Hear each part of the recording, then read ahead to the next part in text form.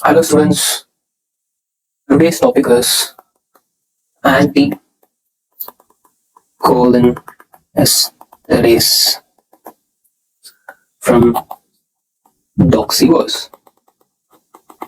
Okay, let's get into the topic. Okay, to learn the mechanism of action of anticholinesterase, from the name you can understand what is anticholinesterase. Its action is against the cholinesterase. What does the cholinesterase do? Any idea? Cholinesterase. It breaks the acetylcholine in the junction. Understood? Okay. Here, before learning the mechanism of action of anticholinesterase, first we should understand the mechanism of action of cholinesterase. As I already, if you had not listened to the introduction class, please go there. It is in my YouTube channel in the playlist of ANS. Listen to the introduction class. You will understand everything with more clearly. Okay. You don't need to struggle what I'm saying to understand what I'm saying. You can understand it more clearly. Okay. Now, let's get into the topic. What we are discussing about? We are discussing about the cholinesterase. Cholinesterase. It is present at the junction of a neuron, a synapse. It is present at the junction between the presynaptic and the postsynaptic part. See, what happens when the action potential comes? Here, the cycle is filled with neurotransmitter, which is acetylcholine, and when the synapse, when the action potential reaches the synapse, it releases the neurotransmitters, that is acetylcholine. These acetylcholine acts on the receptors. After acting for a certain period, then they get detached from the receptors, and what happens? Then it may get reuptake into the neuron, or it is degraded by the enzyme known as acetylcholine or cholinesterase. Understood? This is how a cholinesterase works. Okay. What is the actual mechanism of action of cholinesterase? Cholinesterase has two sites. Listen carefully, and it will be more complex. It will be more complexly or complicated in your book. Listen carefully and look. Okay.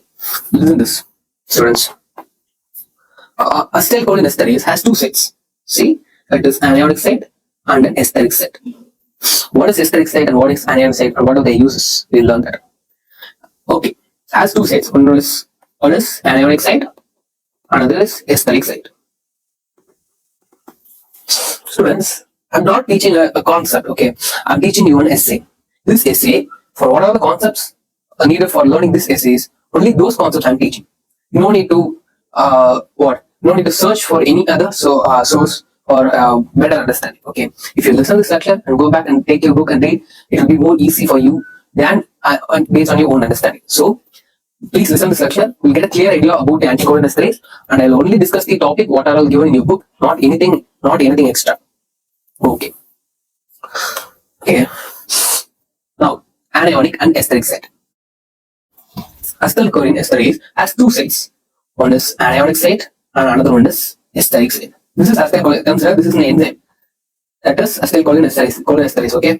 This enzyme has two sites, as I said, anionic site and esteric site. What happens to the anionic? What does the anionic site do, and what does the esteric site do? Let's discuss. Here, when the acetylcholine contains an N plus atom, that is a positive nitrogen atom, which is attracted towards the anionic site. Anionic site is negatively charged, so positive charge atoms or elements are attracted toward them. When an acetylcholine, it has an N plus atom in that, it gets attracted towards the anionic site. While it is by this process, acetylcholine gets attached with the enzyme. Okay. Then what happens? Then here there will be an enzyme. See, here there will be two groups. One is serine, another is histine. Histine groups histine, not histine. It's histine. Histine groups activates the serine by adding the OH, and the serine groups get activates, and the serine groups breaks the acetylcholine, that is esteric bond between the acetyl and the choline is break. Remember, there is a molecule, there is an element that is made up of histidine, and another element serine. Histidine activates serine by adding the OH, and this serine molecule that is present in the esteric site breaks the acetylcholine, and the esteric by breaking the esteric bond and breaks the acetylcholine into acetic acid and choline. This is the mechanism of acetylcholinesterase. Now, What is anticholinesterase? Anticholinesterase blocks the enzyme acetylcholinesterase. Okay, it blocks these esterase enzymes to make it less efficient, or to reduce its action, or to make it inactive. That is the work of anticholinesterase. Okay, students, I'll explain the mechanism of action of anticholinesterase now. Now see, now before learning the mechanism, we should know some basics about the chemistry of the anticholinesterase. So this is not acetyl, this is wait, anticholinesterase. Okay, what are the chemistry? Anti-acetylcholinesterase are carbonic acids of, it may be ester of carbonic acid or a derivative of phosphoric acid. So it will have a carbonate group or a phosphoric group. Either it have a carbonate group or a phosphoric group in it. Okay, carbamates. Now see, this is the basic structure of the carbamates. This R1 R2 may be any alkyl group, and this is the basic structure of the phosphoric acids. And this one is known as carbamates, and this one is known as organophosphoric acid.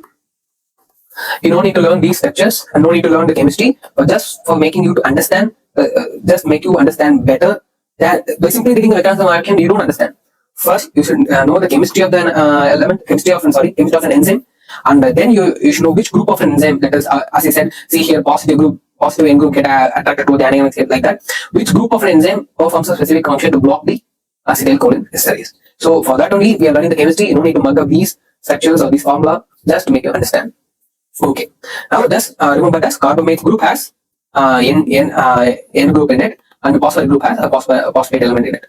Okay, just remember that. That's enough. Okay. Now we'll get into the mechanism of action. Now see, anticholinesterase reacts with the enzyme in the same way as the acetylcholine. See, the enzyme, as I said, anticholinesterase has two sides. One is esteric side, another one is anionic side. Esteric side, anionic side. Same way as the acetyl. How does acetylcholine reacts? First, the N group of acetylcholine attracted to the anionic side, and it is and the acetylcholine is break down into the acetyl and choline by the esteric side, by making the esteric bond. This is the mechanism. The same way how the acetylcholine acts, the anticholinesterase also act towards the enzyme cholinesterase. The basic concept is cholinesterase is blocked by the anticholinesterase, so that the acetylcholine won't get affected. It can freely remain in our body. Understood? This is the neuron synapse, and here acetylcholine is released, and it is after its action, it is getting degraded by the cholinesterase. To stop the action of cholinesterase, we introduce the anticholinesterase. This anticholinesterase blocks the function of cholinesterase and keeps the acetylcholine in our body for a long time. That's it. And this is a basic mechanism of action, and we're going to learn it detailedly. See, now what happens actually is when these groups, like I said, serine and histidine, when this group attached with the acetylcholine, it gets acetylated. Acetylated means addition of acetyl group. That's it. Serine is activated and it gets acetylated by the from the acetyl in the acetylcholine, and the N is attached to here to make it to assure the attachment of the enzyme to that acetyl. What is that? To ensure the attachment of the acetylcholine towards the cholinesterase. So N is attached here, and choline, the acetyl group acetylates the serine group present in the anticholinesterase. Now see, this serine reacts with the water, and what is that? How does acetylcholine, how the extra bond is break? It is by the hydrolysis. See, I'll summarize. Don't get confused. I'll summarize it easily. Don't get confused. See, anionic side, esteric side, and the serine group, histidine group. Histidine group activates the serine group by addition of OH, that is by reacting with water, and the N group in the acetylcholine reacts with the anionic side to make sure attachment of the acetylcholine to the enzyme, and the acetyl group acetylates the serine group. When serine gets acetylated, it gets active and it reacts with the water, that is H2O, and breaks the acetylcholine in the presence of water into acetic acid and choline. That's it. This is the mechanism. No need to make it. No need to struggle to understand this. This is the concept. Now see. Now what happens? Here the reaction between the acetylcholine and the enzyme is only a millisecond. It is referred in the book. A very important point to understand this concept. It is very a millisecond. So the enzyme is being occupied only for a very short time, only a millisecond. Millisecond is not even a second, it's a millisecond. Okay. But when anticholinesterase comes into the play, it may be carbonated or phosphorylated. Carbonated is carbonates or organophosphates. It may be carbonated or organophosphated. This phosphorylated enzyme reacts extremely slowly. It will be. It won't even get detached from the enzyme. What is the enzyme? Enzyme is cholinesterase. If it didn't get detached from the cholinesterase, it is being occupied, so it can't react with another acetylcholine. Am I right? See, this organophosphate group get attached with the cholinesterase and keeps the enzyme occupied. The enzyme is occupied, it can't act with another acetylcholine released in the neuronal junction. So this acetylcholine is made free, it is not degraded with this enzyme, and this enzyme is occupied by the anticholinesterase that we apply or that we give. Okay. Now see, only thing is, see, difference between carbonated and phosphorylated is carbonated enzymes. If you use the carbonated enzymes, they are reversible.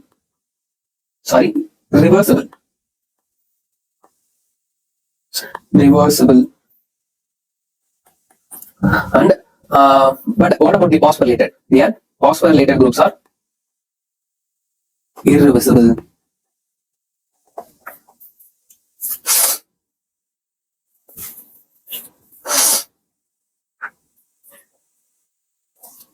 And another thing is, another important difference between these two enzymes, carbonated enzyme only attaches to the anionic site and keeps the anionic site occupied. But organophosphates attach to the esteric site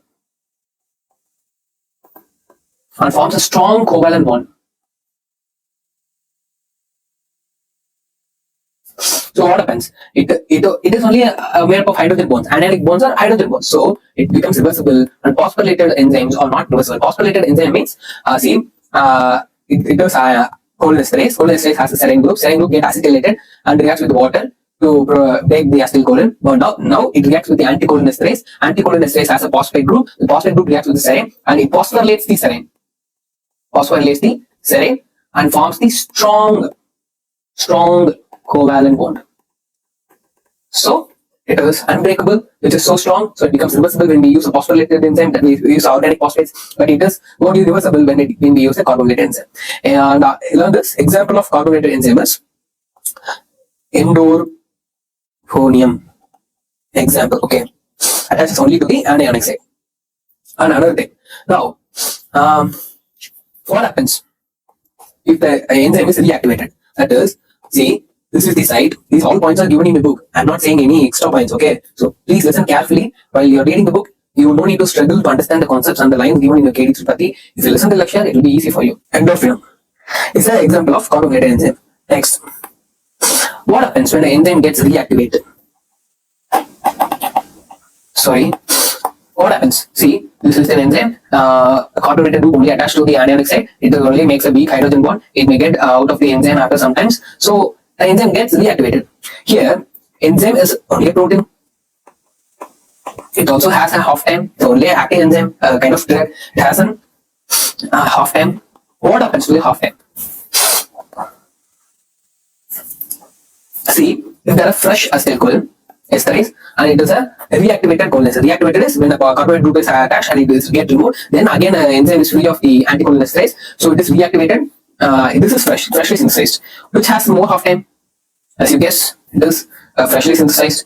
Here, the half time gets reduced due to the action of the anticholinesterase. But when it comes to the topic of phosphorylated enzymes undergo aging. What is aging? Aging is you're losing some cells. See, you're losing mobility. You're losing some ability to do that you were having in your young age. That's aging, right? Like that, the enzyme that were being phosphorylated by the organophosphates and anticholinesterase is get aging and it will get alkyl group from the enzyme is removed. when the alkyl group is removed, it becomes totally resistant to the water. If it is become resistant to the water, how would it perform the hydrolysis? So there is no chance of performing hydrolysis. Okay, let's discuss the indications, that is therapeutic use of the anticholinesterase. Let's discuss the indications.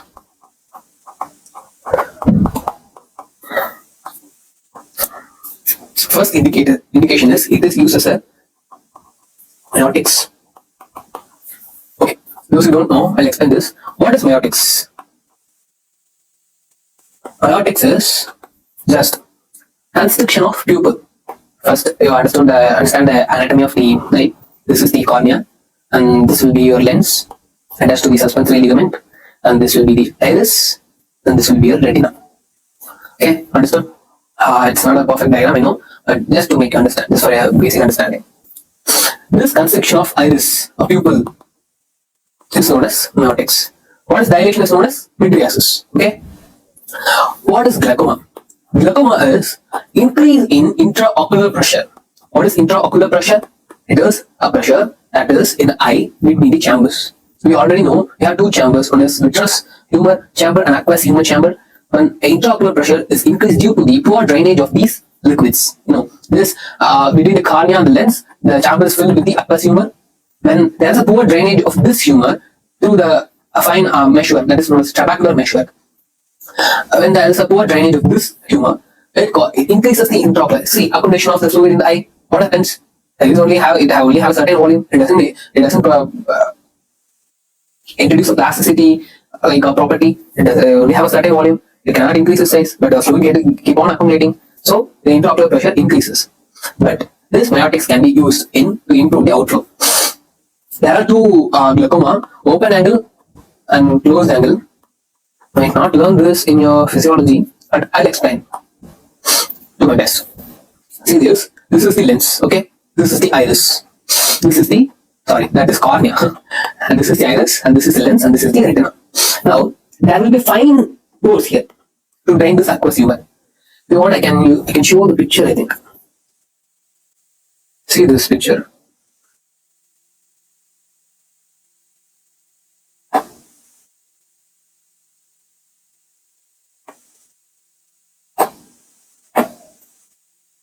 See, with this, I think this is a picture. See, here, that's a pore-like thing, right? This chamber is filled with aqueous humor, and here a pore-like thing, right? This pore, from this pores, the fluid actually get drained. But when it is a genetically predisposed disorder, okay, so we can't do anything. Wait a minute. Sorry. Okay, it is genetically predisposed thing. See, here, when this trabecular meshwork gets condensed, and when the pores are not proper, the fluids are not drained. So, if the pupil dilates, it produces some force to push the fluid in that. So, it enhances the outflow. The constriction of pupil is known as meiotic. And the drug causes the meiotics is meiotics. Understood? Now let's get into the topic. Sorry, it took a long time. I explain this. And about the closed angle glaucoma, we'll read it later, okay? Now it doesn't require for you. Okay, in glaucoma, it is used to improve the outflow of the fluid. So, what happens to the intraocular pressure? What's our main motive for the glaucoma? To decrease the intraocular pressure. And what is the drug we use? What is the meiotics? What is anticholinesterase we use here is pilocarpine.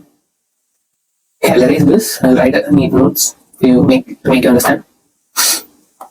Pilocarpine. This is the major drug that we use for the meiotics in the open angle glaucoma. It's anticholinesterase. If they ask what is the anticholinesterase used in the glaucoma we use many drugs, okay? That we'll discuss in other essays and other topics. In glaucoma we use many drugs. What is the anticholinesterase used in the glaucoma is pilocarpine, okay? It is not only the drug used here. Because actually my anticholinesterase are only an adjuvants, are only add-on used for a particular treatment. It's not a complete treatment. But when they ask what is the drug, you should write this pilocarpine. What about the pilocarpine? It's only short acting. These are the points you should write. This is all written for an exam. It only lasts for 4 to 6 hours. So reinstallation is very important. 6 to 8 hours we should reinstall it. Okay. This is about the glaucoma. Side effects. What are the side effects? Side effects are diminution of vision in dim light. You know why this happens? You don't need to see. These are the points you should write in your exam. But you can't do it. See, glaucoma, spinopulopin, it is improving the outflow. It enhances the, it decreases the intraocular pressure. You don't need to mark up. Just go on a flow. See, if they ask for you for the indications, first you remember glaucoma. That's enough. You just remember glaucoma. Just mark up the glaucoma, the topic glaucoma, and go there. Go there. Then remember what is glaucoma. Why for glaucoma that drug is used. What is the drug? Just mark the drug and the condition. The condition is glaucoma. The drug is spinopulopin. Then you develop the points. No need to be dependent on the book. Okay, you can write your own points. It's not a one point. It's dependent on your book, and you can develop it. You don't need to mark it. Okay, understood what I'm saying? Okay, so what is the side effects? First, we are going to write how it uses, how it acts on the given condition, how it acts on the glaucoma, is increase into intraocular pressure, how it acts on the glaucoma, improve the outflow, so the intraocular pressure is reduced. That's it. What about the drug? Drug is the pilocarpine. Is there any particular point about the drug? Yes, the drug is short acting, so we should rinse it for every 6 to 8 hours. Now, see, side effects. What are the side effects of the drug? Side effect is diminution of vision in dim light. Why dim light? Why in dim light, particularly in dim light? Yeah, we already know. We have studied that corneal reflex. What happens when you switch on the light towards your eye? You let a torchlight focus on your eye. These people constricts. What's the action of people? When the light is less, people dilates to make allow more light to pass. And the light is more, people constricts to only pass a certain required amount of light. That's the mechanism. That's why the pupil is there. But when you use miotics, people only gets constricted. It never dilates. So as it never dilates, it only gets constricted. In the dim light, dim light already the light amount of light reaches our eyes less. Then you should dilate, but it doesn't happen. Only it is constricted. Only in a small amount of light, only even more small, more less amount of light is entering into the eye. So vision is diminished in the dim light. That's it. These are the points. No need to write any extra points. I'll give neat notes on these points in my description. Follow that and keep your book side by side. Refer the notes. Refer the book. It will be more easy for you to learn. That's it. You'll complete the essay in 1 hour. Listening to this lecture and taking the notes. That's it. And systemic side effects. Systemic side effects is you'll learn this why this happens. I'll teach another topic, but just remember diarrhea. Even if you don't write this, it's okay. Sweating, bronchospasm, spasm. That's it. Nothing behind it. You know already about the parasympathetic and sympathetic system. Under which system the cholinergic drug, which is under which system cholinergic drug comes? Parasympathetic. So what is the action of parasympathetic? It increases the sweating. It constricts the bronchioles, bronchoconstrictors. It increases the bowel movement. So that's the action of parasympathetic system. When the parasympathetic system action is enhanced, how it is enhanced? By reducing the acetylcholinesterase. By reducing the acetylcholinesterase, the acetylcholine action is increased, which is under the parasympathetic system. So all the action of parasympathetic system is enhanced. That's it. No other no magic is happening here. Okay. Now, but another effect is one is glaucoma. Under indications, under miotics, use this. Use 2 topics. One is glaucoma, and is to reverse the effect of mydriasis. Mydriasis is just dilation of pupil. To reverse the effect of mydriasis, we use miotics. Obvious, it's so obvious, nothing to explain here. Then, to prevent the adhesion between the iris and the lens. You need to understand this. You need to see the diagram. They already shown to you. See what happens here. Iris. This is iris. This is lens. This iris and lens get attached to each other. Get adhered to each other. Right? Why? Due to the intraocular pressure, it curves inside and it gets attached with the lens. See? The pressure increases. The pressure pushes it in this side. Due to this, the iris is curved inside and get attached. And I use myotics. See what happens when the pupil constricts. There creates a space between them. Am I clear? There creates a space between them. That's detach the iris from the lens. So it prevents the adhesion of iris and lens. Have you understood what I'm saying? It prevents the adhesion of iris and lens. Now, Next, important, very important. See, in this topic, I'm covering two essays. One is organophosphate, another one is anticholinesterase. Organophosphate commented as the anticholinesterase, as we already see. See, this niacin is a very important topic.